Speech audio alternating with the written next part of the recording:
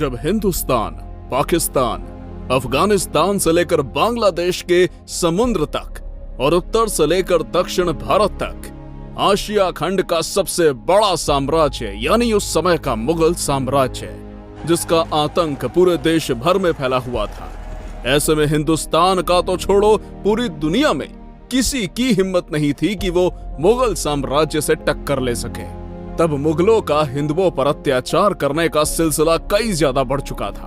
मंदिर टूट रहे थे, मूर्तियां फूट रही थी, जबरन धर्म परिवर्तन हो रहा था, हिंदू लड़कियों का अपहरण करके उनका बलात्कार चल रहा था, गौ माता को हिंदुओं के मंदिर में काटा जा रहा था, लाखों करोड़ों हिंदुओं को काटकर मौत के घाट उतार दिया जाता था। तब ऐसे में एक व्यक्ति इन इस्लामी सल्तनतों को कुचलकर साक्षात महाकाल का अवतार लेकर खड़ा हुआ, जिनका नाम था छत्रपति शिवाजी राजे भोंसले, जिन्होंने लुप्त हो रही हिंदू सभ्यता को एक नई संजीवनी दी और इस हिंदुस्तान की धरती पर फिर से हिंदुओं का साम्राज्य खड़ा किया।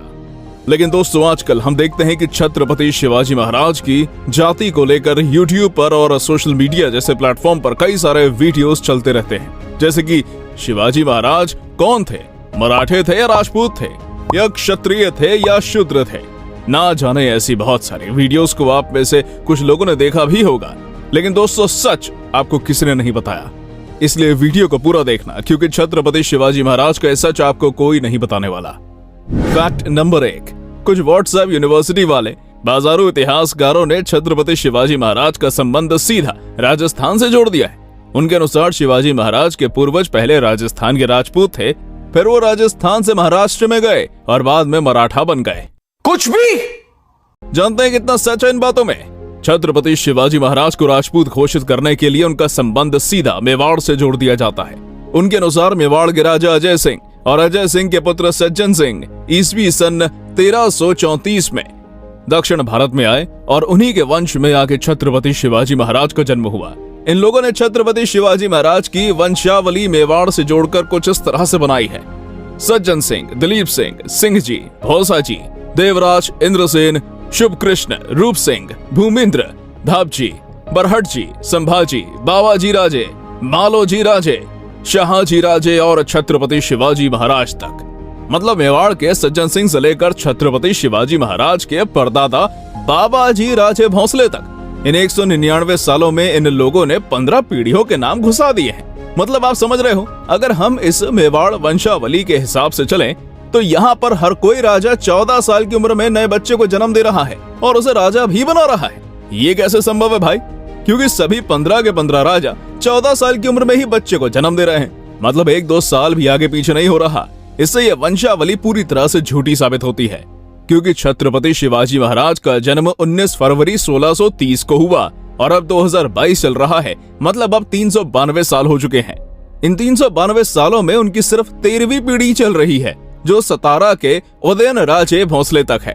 तो मेवाड़ के सज्जन सिंह से लेकर बाबाजी राजे भोंसले तक 199 सालों में इन लोगों ने 15 पीढ़ियों के नाम कैसे घुसा दिए, ये सोचने वाली बात है। छत्रपति शिवाजी महाराज के परदादा बाबाजी राजे भोंसले तक ही हमें असली वंशावली देखने को मिलती है। उससे पहले की वंशावली का कोई भी समकालीन ऐतिहासिक प्रमाण उपलब्ध नहीं है। फैक्ट नंबर 2, आज भी महाराष्ट्र में लाखों की संख्या में राजस्थान के राजपूत लोग रहते हैं। उन्हें महाराष्ट्र में कुमावत, बेलदार, भावसार, भामटा राजपूत इस नाम से जाना जाता है। वो लगभग 400 साल पहले मुगल बादशाह औरंगजेब की सेना के साथ में महाराष्ट्र के औरंगाबाद शहर में आए, जिस शहर का नाम हाल ही में बदलकर छत्रपति संभाजी नगर कर दिया गया। और यहाँ पर ध्यान देने वाली बात यह है कि इन राजपूतों को महाराष्ट्र में आए हुए 400 साल हो गए, लेकिन आज भी उनकी जाति राजपूत ही है और उन सभी की कुलदेवी आज भी राजस्थान में मौजूद है। उनका रहन सहन, खान पान, महिलाओं का साड़ी पहनने का तरीका और बाकी बहुत सी रीति रिवाज राजस्थानी है।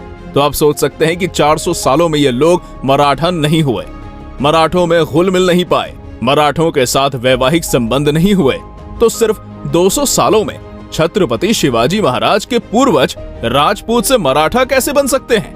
अगर छत्रपति शिवाजी महाराज के पूर्वज राजस्थान से आए होते तो उनकी कुल देवी भी राजस्थान में मौजूद होती, लेकिन ऐसा कुछ भी नहीं है, बल्कि हजारों सालों से महाराष्ट्र में पूजने वाली माँ तुलजा भवानी शिवाजी महाराज की कुल देवी हैं। फैक्ट नंबर 3, दोस्तों, हमें सोशल मीडिया पर अक्सर ऐसी पोस्ट देखने को मिलती है कि जब छत्रपति शिवाजी महाराज के राज्याभिषेक का विरोध हुआ तब छत्रपति शिवाजी महाराज क्षत्रिय नहीं बल्कि शूद्र थे और छत्रपति शिवाजी महाराज ने बहुत सारा पैसा देकर काशी से गागा भट्ट को बुलाया।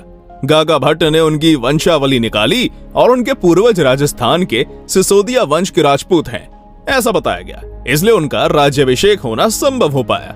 लेकिन दोस्तों, यहाँ पर समझने वाली बात यह है कि छत्रपति शिवाजी महाराज के पिता शहाजी राजे भोंसले थे और उनकी माता जीजाबाई। आपकी जानकारी के लिए बता दूं कि राजमाता जिजाऊ देवगिरी के यादव राजघराने के सीधे वंशज मराठा सरदार लखुजी राजे जाधव की पुत्री थी। ये वही देवगिरी साम्राज्य था जिसका महाराष्ट्र से लेकर कर्नाटक तक और कर्नाटक से लेकर मध्य प्रदेश तक साम्राज्य फैला हुआ था।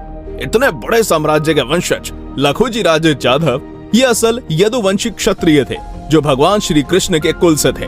उन्होंने अपनी पुत्री जीजाबाई का विवाह शहाजी राजे भोंसले के साथ करवाया। अगर शहाजी राजे भोंसले का कुल क्षत्रिय नहीं होता तो लखुजी राजे जाधव अपनी पुत्री का विवाह शहाजी राजे भोंसले से क्यों करते, लेकिन उन्होंने करवाया। इसका मतलब साफ है कि शहाजी राजे भोंसले का कुल क्षत्रिय मराठा था। और दूसरी बात, छत्रपति शिवाजी महाराज की 8 पत्नियां थी जो सभी उच्च कुलीन 96 कुली क्षत्रिय मराठा कुलों में से थी, जिसमें निम्बालकर, शिर्के, मोहिते, पालकर, विचारे, गायकवाड़, जादव, इंगले ये सभी राजवंश थे।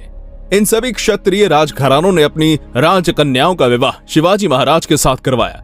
अगर छत्रपति शिवाजी महाराज का कुल क्षत्रिय नहीं होता तो बाकी क्षत्रिय मराठा राजघराने अपनी पुत्रियों का विवाह छत्रपति शिवाजी महाराज से क्यों करवाते, लेकिन उन्होंने करवाया। इसका मतलब साफ है कि भोंसले कुल क्षत्रिय मराठा था। और कुछ लोग ये भी भ्रम फैलाते हैं महाराष्ट्र के ब्राह्मणों ने राज्याभिषेक का विरोध किया इसलिए काशी से गागा भट्ट को बुलाना पड़ा, लेकिन ये बहुत कम लोग जानते हैं गागा भट्ट मूल रूप से मराठी ब्राह्मण थे। वो दक्षिण काशी कहे जाने वाले महाराष्ट्र के पैठण शहर से थे। वो खुद के कर्तृत्व के जोर पर प्रख्यात पंडित बने और गागा भट्ट ये उपाधि धारण की और धर्मपीठ काशी में रहने लगे, इसलिए उन्हें काशी से बुलाना नहीं पड़ा। वो हमेशा महाराष्ट्र आते जाते रहते थे। उनका मूल गांव ही महाराष्ट्र का पैठण शहर है और आज भी उनके वंशज महाराष्ट्र के पैठण शहर में रहते हैं। फैक्ट नंबर 4, शिव भारत ग्रंथ। इस ग्रंथ को छत्रपति शिवाजी महाराज के आदेश पर उनके दरबार के कवि परमानंद जी ने लिखा था। शिव भारत ग्रंथ में ही हमें शिवाजी महाराज का असली इतिहास देखने को मिलता है, क्योंकि ये हिंदुस्तान का एकमात्र ऐसा ग्रंथ है जिसे छत्रपति शिवाजी महाराज के शासन काल में लिखा गया था, जिसमें कवि परमानंद जी शिवाजी महाराज के दादाजी यानी मालोजी राजे भोंसले का उनका वर्णन कुछ इस प्रकार करते हैं। सूर्य जैसा तेजस्वी श्रीमान मालोजी राजा, दक्षिण भारत के सूर्यवंश कुल में उत्पन्न हुआ, क्षत्रिय धर्म का पालन करने वाला, प्रसन्न मन वाला ऐसा मराठा राजा महाराष्ट्र में राज्य कर रहा था। ऐसे शिव भारत ग्रंथ में भी कवि परमानंद जी ने शिवाजी महाराज के दादाजी मालोजी राजे भोंसले को सूर्यवंशी क्षत्रिय मराठा इस नाम से उल्लेखित किया है, जहां पर हमें कहीं पर भी राजपूत शब्द का उल्लेख देखने को नहीं मिलता। फैक्ट नंबर 5, सन 1677 में छत्रपति शिवाजी महाराज ने मराठा सरदार मालोजी घोरपड़े को एक पत्र में लिखा है, जिसमें छत्रपति शिवाजी महाराज आपण मराठा जातीची लोक इस शब्द का प्रयोग करते हैं। यानी इस पत्र में भी शिवाजी महाराज ने अपनी जाति मराठा बताई है। फैक्ट नंबर 6, ये सबसे महत्वपूर्ण है। यही बात सिसोदिया यानी गुहिलोत राजवंश की। छत्रपति शिवाजी महाराज का भोंसले कुल शिसोदे राजवंश का है, इसलिए उनको राजपूत घोषित करते हैं। लेकिन दोस्तों, शिसोदे राजवंश का मूल पुरुष महाराष्ट्र का पैठण शहर का है। शिसोदे राजवंश मूल रूप से क्षत्रिय मराठा है। इसका इतिहास ऐसा है कि ईसा पूर्व 6ठी शताब्दी में यानी आज से 2600 वर्ष पूर्व तक हमारे हिंदुस्तान में 16 महाजनपद थे। उनमें से 15 महाजनपद उत्तर भारत में थे और एकमात्र अश्मक महाजनपद दक्षिण भारत में था।